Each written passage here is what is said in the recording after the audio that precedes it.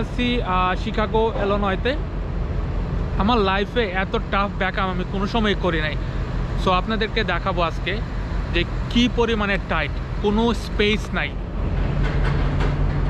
So এই হচ্ছে এগুলো ট্রাক।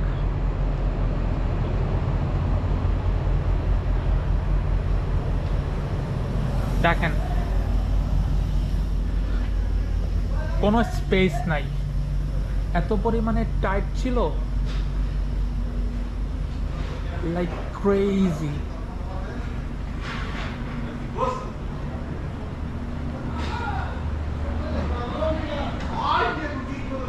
সো ওরা আমার ট্রাক আনলোড করতেছে। এর পাশে দেখেন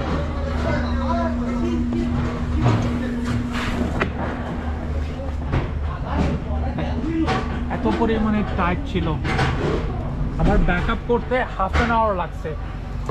এটা তো হচ্ছে গেলো এই জায়গাটা দেখালাম। এবার আমি দেখাই যেখান থেকে আমি ব্যাকআপ করে ভিতরে ঢুকাইছি। এবার রাস্তার কথা দেখাই। সামনে ম্যানিউভারের জন্য কোনো স্পেস ছিল না, আর ওই পাশে ট্রাক পার্ক করা ছিল। সো আমার এই দেখেন অন্য অন্য ড্রাইভাররা আইসা কী করছে, দেওয়ালের ভিতরে মাইরা দিছে। সো এনাফ স্পেস নাই যে ব্যাকআপ করার জন্য। এর জন্য শিকাগো অ্যান্ড নিউ ইয়র্ক সিটিতে লাইক আমি যখন এই লোডটা দেখি আমার লাইক গায়ে জ্বর আইসা পড়ে। বিকজ এই দুইটা সিটি অনেক পুরনো, এনাফ স্পেস থাকে না ব্যাকআপ করার জন্য। দেখেন কত স্মল একটা রাস্তা। সেই চিপার মধ্যে আমার ব্যাকআপ করতে হয়েছে।